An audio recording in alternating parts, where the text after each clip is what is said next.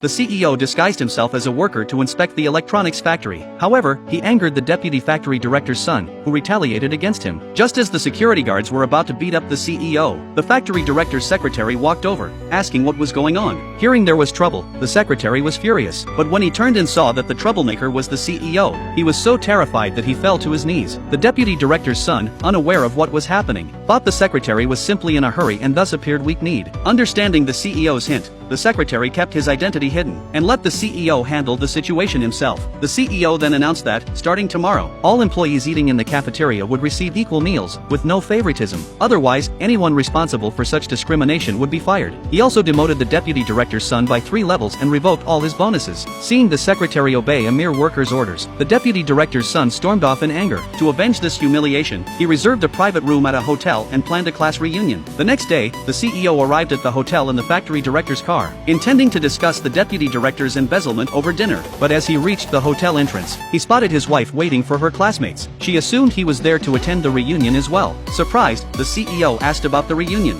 Just then, a female classmate approached, and after hearing that the CEO worked as a factory laborer, she mocked the wife for having a poor husband who didn't belong in such a fancy hotel. Initially, the CEO ignored the classmate's taunts, but to boost his wife's dignity, he decided to join her at the reunion. The deputy director's son, seeing the CEO, was upset, claiming he hadn't invited him to the gathering. The CEO explained he was accompanying his wife. A male classmate began boasting that everyone there was wealthy, hinting that someone as poor as the CEO had no place there. The female classmate suggested he eat at a food stall outside. Seeing the disrespect toward her husband, the wife decided to leave with him. The deputy director's son hurriedly persuaded them to stay, as he had always had feelings for her and didn't want her to leave. To please him, another man attempted to seat the wife beside the deputy director's son. The CEO immediately intervened, warning him not to touch his wife. The female classmate thought the wife was ungrateful, reasoning that the deputy director's son had reserved this luxurious room for her sake. The CEO scoffed, saying this wasn't the most luxurious room. That honor belonged to the Sky Garden suite on the hotel's top floor. To impress the woman, the deputy director's son decided to upgrade to the Sky Garden suite, but the server explained that the Sky Garden suite was the hotel's most expensive room, and it was reserved exclusively for the company's CEO. The deputy director's son, displeased, insisted on being taken to the suite. At the suite entrance, the server informed them that the room required the CEO's fingerprint for access. Accusing the server of lying, the deputy director's son attempted the fingerprint verification several times, but each time, it failed. The server warned him against further attempts, as it could trigger security measures. Refusing to believe it, he tried to kick the door open with all his might, only for the door to repel him,